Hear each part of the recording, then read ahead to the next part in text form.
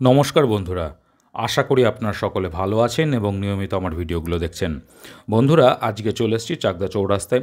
আপনারা জানেন বন্ধুরা, চাকদা চৌরাস্তার যে ফ্লাইওভারটা সেটা কিন্তু একদম ফাইনাল পর্যায়ে চলে এসছে এবং কয়েকদিনের মধ্যে এটা স্টার্ট হয়ে যাবে, সেরকম ইনফরমেশন পেয়েছি। এবং এখানে কেসিসির এক স্টাফের সাথে আমার কথা হয়েছিল, সেটাও কিছুক্ষণের মধ্যে আপনাদের সামনে আমি তুলে ধরবো। তো এই মুহূর্তে আমি চাকদা চৌরাস্তার দিকে এগোচ্ছি, যদিও আমি সার্ভিস রোড দিয়ে যাচ্ছি। কিছুটা গিয়ে আমি ডান দিক দিয়ে ওঠার চেষ্টা করব। যদিও দেখতে পাচ্ছেন এখানে মাটিগুলো অমসৃণভাবে রয়েছে, বেশ বিপজ্জনক বাইক নিয়ে যাওয়াটা। তবু আমি চেষ্টা করছি যতদূর যাওয়া যায়। বেশ ওদের কাজের কিছু রেস্ট্রিকশান এই মুহূর্তে এসে গেছে, কারণ ওদের ভীষণ তাড়াতাড়ি কাজটা শেষ করতে হবে, এরকম ইনফরমেশান পেয়েছি আমি।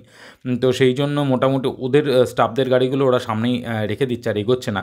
কারণ সমানে ক্রমাগত ওদের গাড়িগুলো আসছে, কুচো পাথর এবং মোটা পাথরের খোয়ার গাড়িগুলো, যেগুলো ওরা ঢেলে কাজটাকে কমপ্লিট করার চেষ্টা করছে, দ্রুততার সাথে কাজটা কমপ্লিট করবে।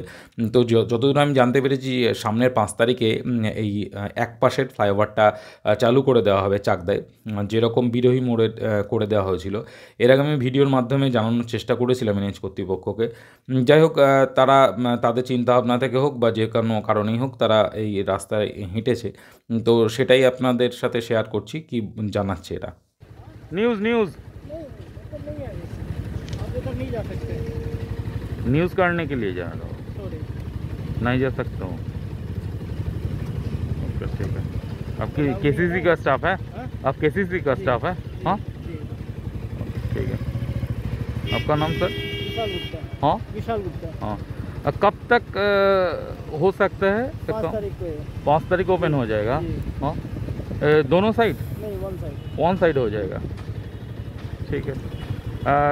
दूसरी तरफ जो रानाघाट का जो 55 नंबर जो रेल गेट है ना, वो कब तक ओपन हो सकता है? रानाघाट वाले बताएंगे। रानाघाट गले होता है। अब यहाँ पर इंचार्ज है। जी।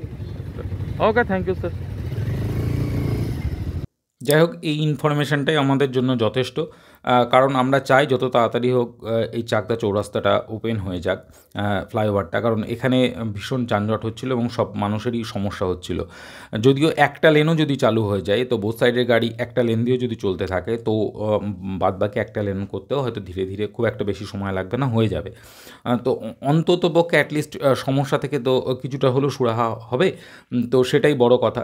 তো দেখতে পাচ্ছেন বন্ধুরা, যতটুকু অংশ গেছিলাম সেখান থেকে আবার ভিডিও করছি।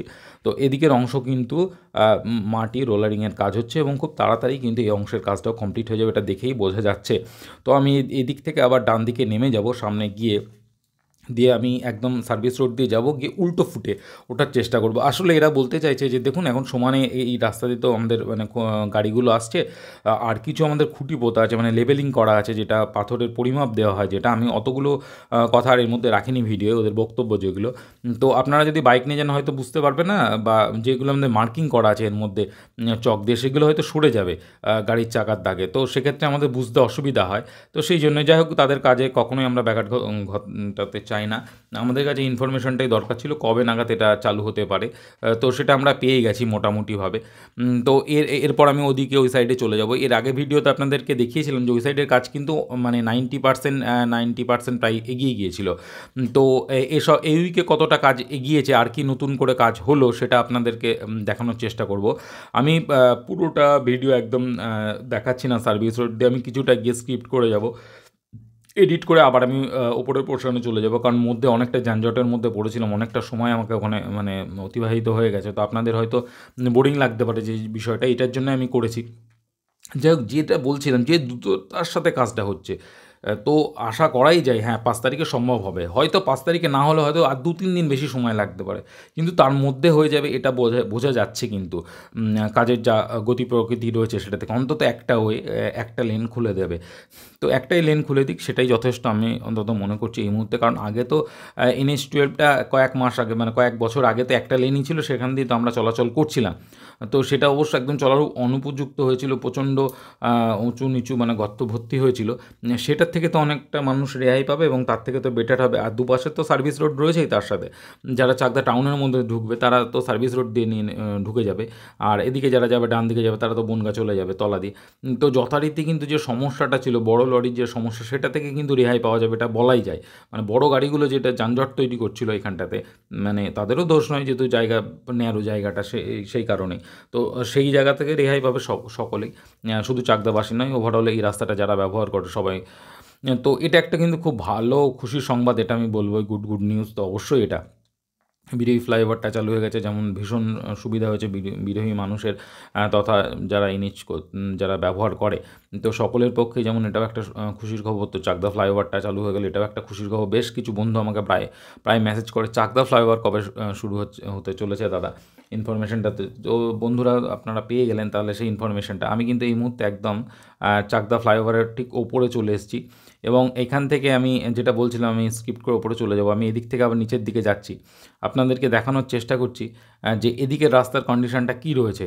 একদম কিন্তু দেখতে পাচ্ছেন মসৃণভাবে কিন্তু পিচি দেওয়া হয়ে গেছে। আমি আবার শেষ মাথা থেকে আবার আপনাদের রিভার্স করে ওদিকে যাব, দেখাবো। এখন মোটামুটি রাস্তার কন্ডিশনটা দেখানোর চেষ্টা করছি। বাঁদিকে অবশ্য ক্যাশওয়ালগুলো কিন্তু ঢালাইয়ের কাজ এখনও হয়নি, কিন্তু ওভারঅল রাস্তার কাজ কিন্তু দেখতে পাচ্ছেন পিচ দেওয়া হয়ে গেছে। মধ্যে এখনও গার্ডওয়াল একটা হবে, না ক্র্যাশওয়াল হবে, ঢালাইয়ের কাজ হবে। তো সেই কাজগুলো বাকি রয়েছে। যাই হোক, আমি ওদিকটা আবার চলে যাচ্ছি, দেখছি, তাহলে আপনাদের হয়তো দেখতে সুবিধা হবে। কিন্তু দেখতে পাচ্ছেন এই বাঁদিকে, আপনার ডান দিকে খেয়াল করুন, এদিকে কিন্তু লেনটা পুরো কমপ্লিট করা হয়নি, কারণ এই সামনে ডান দিকে একটা ইলেকট্রিকের বড় পোল ছিল, যেটা সবে সরানো হয়েছে, যেটার জন্য রাস্তাটা পুরো টানতে পারেনি। এরপরে এটা যত পর্যন্ত ঢাল হয়েছে, ঠিক বাঁ দিকের লেনটা তত পর্যন্তই ঢাল হয়ে চলে আসবে এই জায়গাটা, যেটার জন্যও হয়তো এই ঘটনাটা ঘটেছে বলে আমার মনে হচ্ছে, যেটা পুরো কমপ্লিট করা সম্ভব হয়নি ওপাশের লেনটা। যাই হোক, আমি আবার উল্টো দিক দিয়ে যাচ্ছি, তাহলে আপনাদের হয়তো আবার বুঝতে একটু সুবিধা হবে। তো যেটা বলছিলাম, তো যদি আপনি ধার দিয়ে যায়, সার্ভিস রোডের ধার দিয়ে যায়, সার্ভিস রোড তো একদম ঝাঁ চকচকে কমপ্লিট হয়ে গেছে, দেখতেই পাচ্ছেন বন্ধুরা। তো যেটা ওপাশের সার্ভিস রোডে একটু সমস্যা রয়েছে, সেটা হচ্ছে ওপাশের সার্ভিস রোডটা বেশ আপ ডাউন হয়ে রয়েছে, অনেকটা আপ ডাউন হয়ে রয়েছে। তো যেহেতু ওই ইলেকট্রিকের যে সমস্যাটা রয়েছে ওখানে, সেটার জন্যই হয়তো হবে। ওখানে ইলেকট্রিকের পোলটা তোলার পরে যে অনেকটা পরে তোলা হয়েছে বলে রাস্তাটা হয়তো ওদিকটা ঠিকঠাকভাবে করতে পারেনি, হয়তো এনএইচ কর্তৃপক্ষ এর পরের ব্যাপারটা ঠিক ক্লিয়ার করে ফেলবে ওরা। তো এখানে তো যেটা বলছিলাম, আমি আসার সময় ওপাশ থেকে আমি নামার সময় আপনাদেরকে দেখিয়েছি, এবার আমি ওঠার সময় দেখাচ্ছি যে কীরকম আবার ভিউটা আসছে। আমি যদি আবার উঠি, ওঠার সময় কীরকম ভিউটা আসছে সেটাও আপনারা বুঝতে পারবেন। এই যে দেখুন, আমি কিন্তু একটা লেন দিয়ে যাচ্ছি, ওপাশের লেনটা তো পুরো মানে কিছুটা অংশ এসে আটকে গেছে। এদিকে দেখুন, এপাশ থেকে দেখলে বুঝতে পারবেন একদম পুরো পরিষ্কার, কিন্তু ফ্রেশ হয়ে গেছে রাস্তা, কোথাও কোনো ডিস্টার্ব নেই এই পাশের অংশে। কিন্তু ওপাশের অংশটা, যেমন জাগুলের দিকের অংশটা, যেমন জাস্ট মাটি দেওয়া রয়েছে, কোনো কুচো পাথর, মোটা পাথর কোনোটাই দেওয়া হয়নি, তারপরে তো পিচ। তো এদিকের অংশ কিন্তু পুরো কমপ্লিট হয়ে গেছে। আমি ইভেন একদম আপনাদের কানেক্টিং জায়গাটা পর্যন্ত, ফ্লাইওভারের কানেক্টিং জায়গা পর্যন্ত যাব, যেখানটায় ঢালাই করা হয়ে গেছে এবং জল দিয়ে ভেজানো রয়েছে, সেটাও আপনাদেরকে দেখাবো। আমি ওখান থেকে বাইকে নেমে একটু হেঁটেও দেখানোর চেষ্টা করব উল্টো দিকের ফুটটাতেও কী কন্ডিশন রয়েছে, সেটাও আপনাদেরকে দেখানোর চেষ্টা করব। তাহলে আপনাদের কাছে আরও পরিষ্কার হয়ে যাবে বিষয়টা বলে আমার মনে হচ্ছে। দেখুন, মিস্ত্রিরা কিন্তু কাজ করছে, যে গার্ডওয়ালগুলো কিন্তু ওই যে তার দিয়ে বাঁধার কাজটা বা ওর মধ্যে রড দিয়ে দেওয়ার কাজগুলো, সেগুলো কিন্তু দেখুন প্রচুর মিস্ত্রিরা কাজ করছে। ওদের প্ল্যানিং আছে যখন এই পাশের রাস্তাটা চালু করে দেওয়া হবে, তার সাথে সাথে যে ক্যাশওয়ালটা অন্তত এ পাশের অংশটা ঢালাই করে দেওয়া সম্ভব যদি হয়, সেটা কিন্তু ওরা চিন্তাভাবনা করেছে বা চেষ্টা করছে। তো এখান থেকে আমি বাইকটা রেখে আমি সামনের দিকে যাচ্ছি। দেখুন, আপনারা তাহলে আরও বুঝতে আপনাদের সুবিধা হবে। দেখুন এই অংশটা দেখুন, আপনি যেটা বলছিলাম, যেখানে কিন্তু ঢালাইয়ের কাজটাও কমপ্লিট হয়ে গেছে, যেটা জয়েন্টের যে ঢালাইয়ের ব্যাপারটা থাকে, তো সেটাও কিন্তু হয়ে গেছে। দেখুন জলও দেওয়া রয়েছে, ড্রামগুলো এখানে খেয়াল করুন। আর সাইডগুলো কিন্তু খুলে দেওয়া হয়েছে। ওপাশে কিন্তু খেয়াল করুন, ওপাশটাও দেখা যাচ্ছে যতটা, যে উপরে যে সামান্য কিছু কাজ থাকে ফ্লাইওভারের জয়েন্টের যে বিষয়গুলো, সেগুলোও কিন্তু ওরা একদম করছে। আর এপাশে বাঁদিকের ফুটের কিন্তু অংশ, এখানটাই কিন্তু এখনও যে জয়েন্টের জায়গাটা, সেটা কিন্তু ঢালাইয়ের কাজটা এখনও হয়নি। দেখছেন এদিকটাই কিন্তু অনেকটাই বাকি রয়েছে, প্রায় 10 হাত মতো। আর গ্যাপটা তো 2-3 হাত হবেই, মধ্যে যে জয়েন্টের যে গ্যাপটা থাকে। তো এখানেও কিন্তু রডগুলো একদম বেঁকানো রয়েছে, রেডি করাই আছে। জাস্ট হয়তো যেহেতু ওদের শুনলেন যে ওপাশের লেনটা ওরা আগে চালু করবে, তো ওটার মধ্যে পুরো কনসেন্ট্রেট করে দিয়েছে ওরা, তারপরে এই লেনটা নিয়ে হয়তো ভাববে। কিন্তু এদিকে সামনের দিকে খেয়াল করুন, এদিকে কিন্তু পিচ দেওয়ার কাজ কিন্তু পুরো কমপ্লিট হয়ে গেছে। সামনে যতদূর চোখ যাচ্ছে দেখুন, একদম পিচ দেওয়া কমপ্লিট। তো যাই হোক বন্ধুরা, আজকে ভিডিওতে এটাই দেখানো ছিল, এটাই দেখালাম। ভালো লাগলে অবশ্যই আমার চ্যানেলটা সাবস্ক্রাইব করে দেবেন। নতুন বন্ধুদের উদ্দেশ্যে বলছি, সঙ্গে থাকবেন, দেখতে থাকবেন আমার চ্যানেল, এবং কোনো যদি সাজেশন থাকে নির্দ্বিধায় আমাকে মেসেজ করে জানাবেন। এতক্ষণ সঙ্গে থাকার জন্য এবং দেখতে থাকার জন্য অসংখ্য ধন্যবাদ। নমস্কার, ভালো থাকবেন, দেখতে থাকবেন আমার চ্যানেল।